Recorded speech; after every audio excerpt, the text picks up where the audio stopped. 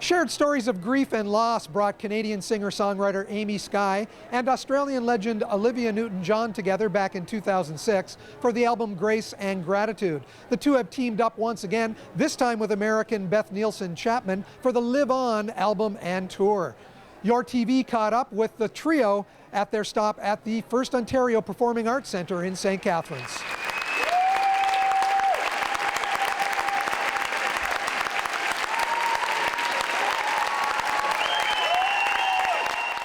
I'm going to start off with maybe a little bit of a setup. So we have an American, an Australian, and a Canadian walk into a performing arts center. Finish the joke for me, ladies. Unbelievable harmonies. Well, I want to say one of my favorite albums of all time is the series of trio albums between Linda Ronstadt, Emmylou Harris, and Dolly Parton. And watching your sound check today, you rival them quite closely. Well, we're kind of on their team. We're totally in love with their sound. We love them, yeah. Thank you. Now, Beth, I have to say, I hold onto a copy of one of your albums, your very first album, I think, from 1990, yeah. Life Holds On. I've always loved that song. Tell me about that song. I just re-recorded it for my new record, actually, all stripped back. But that song I started when I was in the 3rd grade, believe it or not. I wrote a little quote down, and then I found it, and I built the song from there. And it seems to be more timely than ever with all the crazy stuff going on in the world. So, yeah. Amy, I Will Take Care of You. That's part of tonight's set list. And again, a wonderful song from your repertoire. It's a song that's touched a lot of people's lives. Well, you know, it's amazing. It was a big hit in Canada starting in 1996, and it's kind of been top 40 on the radio, honestly, for over 20 years. And when we came time to put this project together, thematically it was so appropriate because this album is about living with loss. Olivia, tell me about that. This really started probably about 11 years ago, maybe 12 years ago, when you and Amy connected over shared stories of grief. Am I correct? Well, that was it, yes. We wrote an album together called Grace and Gratitude, and when I was going through a very hard time, and Amy helped me through it, and we wrote some very moving songs then. And then about 4 years ago, I lost my sister, and asked Amy if she'd help me finish a song about my sister, which is how the project began. And we invited Beth to join us because she's such an amazing writer and had written this incredible song called Sand and Water about the loss of her husband many years ago. So we got together over grief, but it ended up being a pajama party, and we had a lot of fun, and we wrote some, we believe, very healing songs that have helped us, and we hope will help other people too. There must be joy in trying to help people with this music. Am I correct, Amy? There really is. First of all, there was the joy of helping each other. And the pajama party, there was a lot of tears. We had a lot of fun, but you know, what we're trying to do is to dig down and find the truth about the human heart and how it experiences loss and how it finds meaning and moves on, lives on. And it's been very rewarding for us. Yeah, so in fact, the title of the album is Live On. And Live On also stands for LIV, well, something very important to Olivia. Yes, I'm very proud that there's a Cancer and Wellness Centre in Melbourne, Australia that bears my name. So this very clever man who's actually an Australian took my name and created Live On out of my name, and that inspired us to write this song. We've never really told that story, have we? I know, you should say that. My heart, my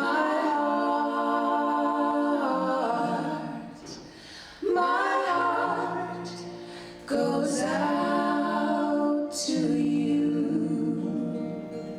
Let's talk about your name, because you are a legend, and the two of you touring with a musical legend. And that's not to downplay either of your accomplishments, of course, but I mean, my 13-year-old daughter loves Grease. I mean, every girl goes through that stage, and a lot of boys as well, loving that musical. And I mean, what can I say about physical as well? So tell me what it's like. I guess, Beth, start with you, touring with someone of Olivia NewtonJohn's stature. Well, when we were getting together, to write this album, Live On, and one of the wonderful side benefits was that we got to go see Olivia's show, which ran for 3 years in Las Vegas a while back, and it was incredible. I've been friends with Olivia for 20 years, but I had I couldn't have imagined hearing the arc of her whole career, which is, I mean, Grease is a huge part of it, but just the whole thing from Gaia to physical to Xanadu and all the incarnations. And I was just totally blown away. And then I was thinking, this is going to be really great having her sing my background vocals in my band. No, I'm just kidding. No, it's a I thrill. love it. I It's a love thrill. that. And I tell you what, it wouldn't work if she wasn't so down to earth as a person. She's completely, down to earth. And I think that her icon status is still there, but she doesn't live that. She lives in her heart, which is what we love about her. That didn't embarrass you, see? No, thank you. And Amy, you've worked with Olivia on, I think, 5 albums as producer or executive producer. What is that process like? Well, Olivia, a little known side about Olivia is that she is incredibly generous. And she knew that I was at a point in my career where I wanted to take on the responsibilities of a producer. And I asked her if the project we were working on, I could not just co-write, but I could produce with her. And it was a huge opportunity for me to learn what it's like to be the person behind making all the executive decisions. So not only is Olivia one of my life mentors, one of my musical mentors, but working and touring with Olivia is a bit like a master class in how to be a really well-behaved diva. That's a really good point. Cute. That's funny. We've got to add that to your title, right? The well-behaved diva. I don't like the word diva, and I would never want to be called one, so I'm happy. No, but I have to clarify that because I learn from you how to be generous around people, all kinds of people, because you meet all kinds of people. And Olivia models nonstop generosity. And also on stage, you're so generous on stage in the way you relate to an audience and your stillness and your confidence. I'm always like fidgeting and moving around. I'm like, wait, Olivia's just standing there, And also the discipline, the vocal warm-ups that you do and the way you keep your body and your mind in shape. We're learning, aren't we, Beth? Yes, we are. We're Thank having you, a hard time keeping up, but girls. we You're are very learning. Sweet. I'll pay you later. Well, it sounds to me like you embody the title of that 2006 album, Grace and Gratitude. Oh, you're very sweet. Definitely. Thank you. Well, these girls, I love them. They're like my sisters, and it's really my pleasure to be out with them and to have the support on stage, particularly right now, is wonderful. I want to add to that, when we started to put this show together, we thought, gosh, we're going to be presenting something that's not the usual hit after hit of Olivia NewtonJohn. And it was like, we'll see what happens. And will people come around to it? And will they be, wanting to hear Grease and not satisfied? And it's been an incredible experience to know that we're stepping into this realm, and it just works so beautifully. And people end up sharing a little bit during the show. And something magical happens at every show. People leave lifted up and light and, feeling lighter, even though they've maybe cried a little and laughed a little. It's a really powerful thing. The music itself is super powerful, and we don't have to do much to mess with it. We just present it, and it's been really incredible to feel like that we've been able to accomplish what we wanted to have happen. Yeah, really. Can we go back to the question of the audience? And Olivia, do people come and share their stories of grief and loss with the three of you after the show? Yes, well, we're not doing meet and greets this time, so really it's in the show. In the show. And we have a little section where we invite people to share their stories, and they have been. It's been very moving and quite surprising, actually, that they do that. Yeah, Yeah. they do. It must be inspirational for the three of you to be up on that stage and sharing not just your own stories, but hearing those of the audience as well. Definitely waterproof mascara time. Yes. And also, give the feedback and the emails and the response that we get after the show. People who said, look, I didn't get to say this, but I want to share with my story. I've had 2 or 3 of those, and we forward them to each other. And, you just feel like I wrote all the songs that are like that from a sort of selfish place to help myself get through it and to help each other. And to be able to have it go to the next wave of people, it's just a wonderful re-gifting of the same gift of being able to be a part of that. It's just amazing. Beth, a lot of people know you as a songwriter and not so much your performing aspect of things. You've worked with Waylon Jennings, Willie Nelson, Martina McBride, of course, the big hit with Faith Hill, This Kiss. What is it like sort of stepping onto the stage with these two women and sort of being the one that's probably a little bit less known at these times? Well, definitely in Canada. I mean, I do most of my touring, believe it or not, in the UK. And Amy's kind of the Canadian star. I'm like, when we went to the UK, it was sort of, the realm where I'd been touring a lot. But it's always a joy every time we walk on stage together. We feel very connected, and we kind of get to the point where we're reading each other's minds and stuff. And I love performing. I've always performed, but it's just as a songwriter, I would never have wanted to miss some of the songs being recorded by those other artists. That's been incredible, you know. What And a to write writer with you Waylon are, and what a people. writer you are. Both of you. Well, and Beth was just inducted into the Nashville Songwriters Hall of Fame, and that was Congratulations. amazing. one Yeah. of very few women there. Only 9 Yeah. in the Yeah. history of the entire thing. It'd be very Fantastic. easy for you to Amazing. get a date in the Hall of Fame. Definitely. I have this brass, beautiful brass hand with a feather. And anytime lyricists are giving me trouble, I just pick up my award and I go, talk to the hand. But we do a really cool version of This Kiss in the show. You don't want to miss that. That's one of my favorite things that Yeah, we do. it's fun. After the tour ends in California, what's next for the three of you? I'm going to take a little time off. Well, I'm deserved. gonna- I actually have some of my own shows that I'm fulfilling because I postponed them. And then after that, I'm taking a break. Are these shows emotionally draining for the three of you? Not at No, all. they're Uplifting. stimulating and uplifting, and I'll miss them both, and I'll miss singing with them. Yeah, it'll be hard to say goodbye on the last Yeah. night. Yeah. It will, and Beth touched, and Olivia both touched on this. Even though it's our CD is about living with loss, the shows are fun, Yeah, and they're we funny, have and they're fun. entertaining. Emphasis on living. Yeah. Yes, exactly. Yeah. Music runs in the family. Amy Skye and Mark Jordan's son Ezra has recently launched his own musical career. Ezra, what was it like growing up in a household with Amy Skye and Mark Jordan? You know, for a long time I didn't realize that having music all around me in the house and having parents that were going on tour and appearing on TV and doing that sort of thing, I didn't realize that was not normal. So it felt normal to me because that's all I ever knew. Certainly as I've gotten older and I've met with, had actual adult conversations with my friends' parents and sort of seen what it's like to live in a household like that, I appreciate having that, as a musician myself, having that experience growing up as a kid.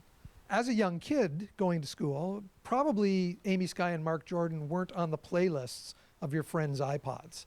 So when did you realize exactly what stature they had in the Canadian music industry? Yeah, we were more into Backstreet Boys and NSYNC when I was a kid rather than Amy Skye and Mark Jordan. But as I grew up and I sort of started delving into music for myself and not just what was on the radio and looking into the things that I like to listen to, listening to music from my parents' era and seeing the names, the credits on the back of their album and what those people have worked on, and huge names, Rod Stewart, Amanda Marshall, and all the people they worked with, guys from Steely Dan. It's like the top of the top in their day, and it really changed my perspective from what I had as a kid. It must have been almost daunting at one point reading some of those names. It's a little bit daunting in a way, sometimes because I'm also going into the industry myself. It feels like I have big shoes to fill, but they've managed that pretty well. I think they've really towed the line well in terms of not pushing me too far. They'd be perfectly happy if I wanted to be a doctor or a janitor or a cab driver or a lawyer, whatever they want, but I want to be a musician, and they're happy to give their input and advice when I want it and stay away when I need them to give me my space. You're 23 now? I'm turning 24 next month. At what age did you decide this is how I want to make my living? I was about 4 years old. It was never really an option. I mean, not that I couldn't have I had maybe a couple years in my teen years where I was like, maybe I'll be a professional longboarder, but that was not in the cards. So I started taking lessons when I was about 4.5 on the piano, and I never really considered not doing that. I didn't know I was going to be a singer-songwriter. I thought maybe a producer or a session piano player, but I knew music was always the path for me. So how would you compare your music to your father's and your mother's?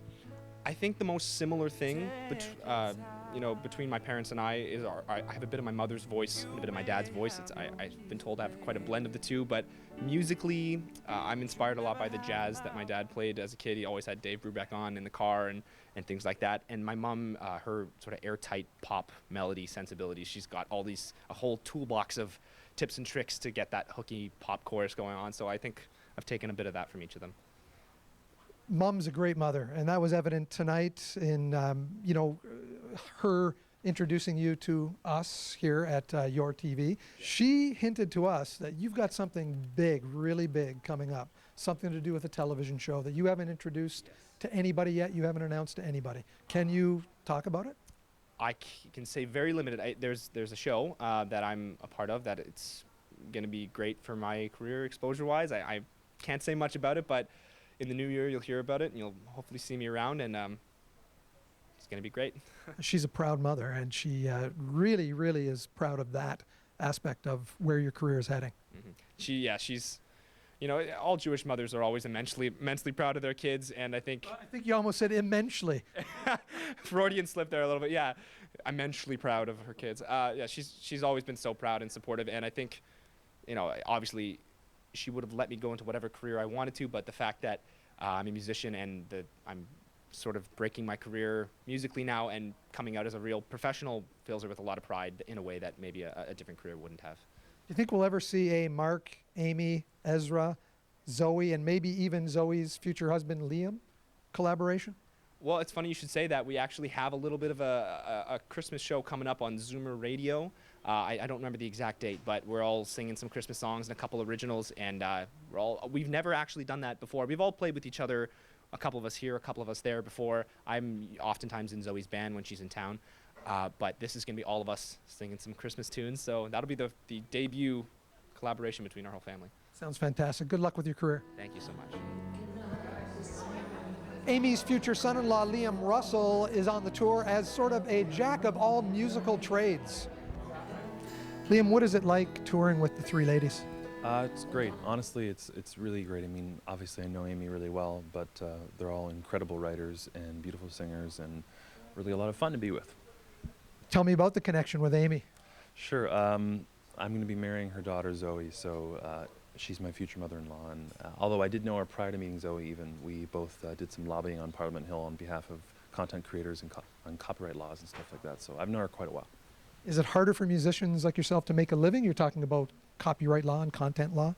Yeah, for sure. I mean, when everything went digital, there were no laws in place to deal with the changes financially for that. So there's still a lot of work that needs to be done. I think some people are aware of it, but like streaming is the way of the future, but it doesn't pay like the way of the future. So we've got some things to figure out still, yeah. The music that you're playing with this Live On tour is a little bit different than what you've released in the past. What was it like learning those songs? It's quite a challenge. If you might see in the footage actually. I play mostly bass and kick drum and tambourine. I'm kind of like the one-man rhythm section. So it was great. I mean, the songs are really well written, and it was a nice musical challenge. And I love getting an opportunity to play bass or different instruments than I normally would. So it was great. And you're working on some of your own music at the same time. I am. It's been a bit of a hiatus because I started writing more exclusively. I moved to Nashville about 2 years ago and have been mostly just writing a lot of country music, and then I finally got the itch again to make my own album. So actually an EP. I'm going to record an EP in December, and that'll be the first thing I've done in 5 years. So yeah, it's nice to come back to that.